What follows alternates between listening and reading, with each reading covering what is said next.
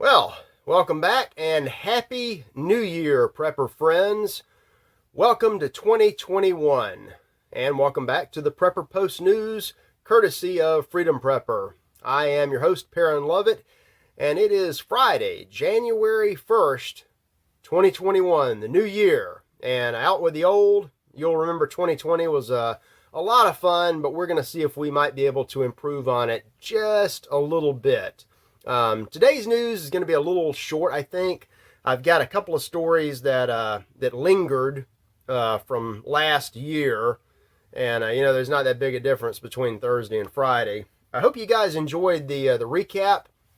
I watched it when we were doing post-production, and I would have done things a lot differently, like not dwelling on one or two stories for so long, but it was what it was. But hope you enjoyed that. It's also Casual Friday here. I decided to kind of lighten things up, keep the mood happy. I got some happy announcements coming at the end with I'm going to put the feature story at the end because it kind of plays into 2021 and especially into this month with a couple of things that are going to be happening in our nation's capital. If our nation is the United States. We know you have some other folks out there. But anyway, also there's some big coffee news brewing. And I'll hopefully have some more on that next week. But let's just take a look at a couple of the stories that lingered from 2020 and have now come back to visit upon us in this blessed new year. I've got a link to an organic prepper story, another excellent article by Daisy Luther. And she noticed, and she's got a lot of videos embedded to back her up, she noticed that right after the historic 2020 presidential election, and you know how that went, that all of the riots around the country just came to a screeching halt. It's like all this justice, we need justice until today, and then we don't need it anymore. So yes, Daisy, there has been a lull in the riots, which had nothing to do with a drug overdose in Minneapolis. That was fourth generation warfare, long planned and very well executed, and not really resisted anywhere. Next week, in the coming weeks, we may see a resurgence. So everybody, stay frosty and be on the look at that. The peaceful protest may return. The party is still going over in Hotlanta. I saw a Daily Mail story about wonderful Mayor Keisha Bottoms, who's doing a great job, except she's not quite sure how to fight the rampant crime wave that swept Atlanta in the second half of 2020.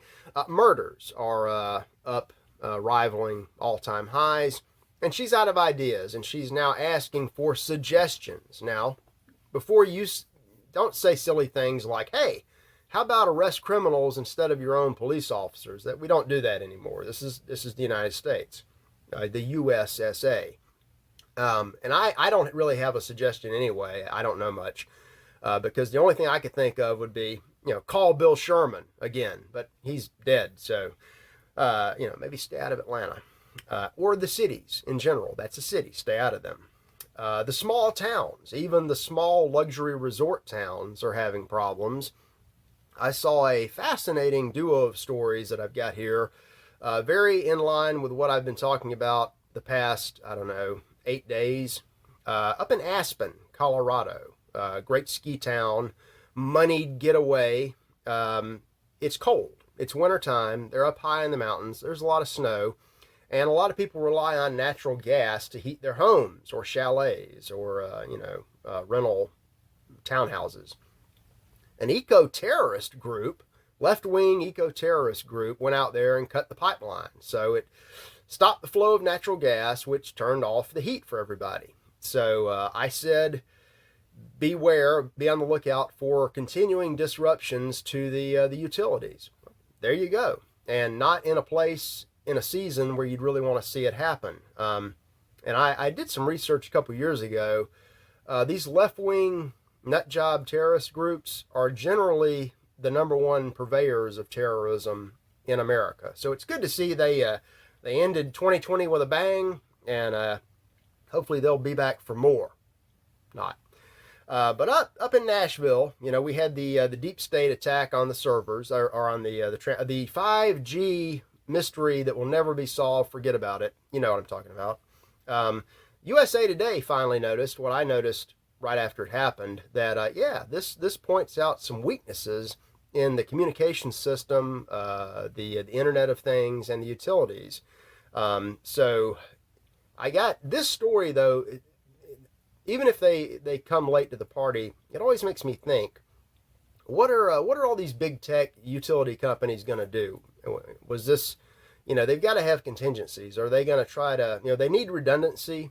Our grid is woefully out of date all across the board. But what are they going to try to sneak in as a fix? Because that's the pattern. Make a problem so you can create a solution that creates another problem, on and on. All we need to know is have a backup and a backup to the backup, and keep your eyes open, especially in this month of January. And I saw another story that, things that don't fit the agenda in America are simply not reported on. It's like the rest of the world doesn't exist. In Croatia this week, there were a series of earthquakes. I think it was a magnitude 5 earthquake. Monday, Tuesday, and then the next day a 6+ quake that did tremendous damage nationwide. Essentially half of one city has been leveled. People are killed.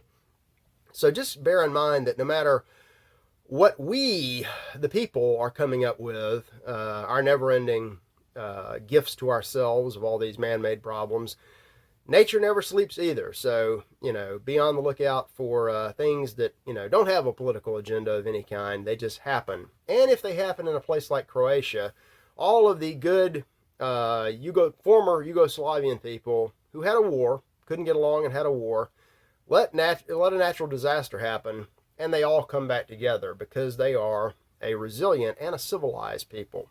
So a grand inspiration. God bless all of them. I've got a link to Balkan Insight, which is a great place for Southeastern European news that you just won't hear about in America. What we do hear about are things like, I don't know what to call this. We had COVID-19, you may remember. Is there now COVID-20? I wrote this out, and I don't know if I want to say this. It's another Daily Mail story about a new case in Colorado. A lot of Colorado stuff going on that mirrors what we've seen in South Africa and England. I'll just read it out. Look, up in the mountains of Colorado. It's, oh boy, no. It's super COVID. It's a super strain, and nobody knows what to do. They're not sure if the foolproof vaccine will work against this. We're probably going to need more vaccines, more lockdowns, and we're probably going to keep the disruption going forever, because that's what it's all about. Wash your hands, take your vitamin D, and be healthy. Big tech is working hand in hand. They've put aside all their differences. Google, Apple, they're all working together to come up with a Corona Passport, which is going to be an app on your phone that's going to make life so much easier. And if you don't have it, you may not be able to get in the grocery store or open a bank account or get on a plane or a train and go somewhere else. They will sweep the ADA and HIPAA aside. Your medical privacy doesn't matter when we've got an app to push to control the population. I've got a story from CBS 4 Boston that tells you all about it. It's coming. And someday we're going to find out that they had been working on this for years, not months. But the last line of the story, it'll put your heart in the right place. They talk about what this app is going to be and what it's going to be useful for, and they say, rest assured, the nerds are on it. Thank you, big tech, the gift that just won't go away. Okay, the final word of the day is, yes, Lord, please let it happen. I linked to a link of a rumor floating around that if it is true, or if it can be made to become true. It will probably go down as the funniest thing that may have ever happened. So imagine on Wednesday, when the finalization of the United States presidential election happens, you'll have both houses of Congress assembled in the Senate chambers, and they'll all be waiting patiently. And the door will open, and Mike Pence, the Vice President and President of the Senate, will walk in to do his 12th Amendment duties under the Constitution to certify the election. Imagine him wheeling in a Dominion voting machine and a thumb drive and putting it in and coming up with an infallible result that might cause a ruckus. He'll do a recount on the machine and come up with an even better result. He'll wipe the machine, declare that the election is over, and anyone who disputes it is trying to undermine our democratic process, because we know, the Supreme Court has even told us, nobody has any standing to challenge this stuff, and we have the most secure elections in the world thanks to this wonderful little machine. Is that going to happen? Probably not. Is something like that going to happen? Very good chance it will. Now, the only thing that would be better than that would be if, MPs were waiting to start, arresting enemy combatants right there after the vote is certified and official. Is that going to happen? I don't know. My thought is next week on the 6th, I might do a live stream. It might be on the 7th. I might want to see how everything shakes out. The thing might roll over to the 7th. I don't know. But at some point, we're going to have a live action, real-time show. No later, I suspect, than the 20th, when a new president is inaugurated or re-inaugurated. I'm gonna, I guess, when I make up my mind, I will, we might do two. We might have a live stream on Wednesday or Thursday of next week, so I can kind of get the information out immediately without any kind of delay. And then I want to advertise maybe a week in advance the big party on the 20th or the 21st. And I'm not sure how that works with the chat feature. But if I can get some of you loyalists to come on, we can have a conversation about what we're seeing unfold. And again, we don't know exactly what that's going to be. We can hope that it's going to be a lot of fun and will set a great tone for 2021. If not, we're still going to have a great 2021, regardless, of what we have to do.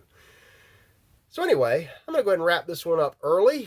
Hope you have a wonderful weekend. Don't party too hard. I hope last night was good for everybody. We'll be back Monday with all of the news that's fit for the new year. I'll see you then.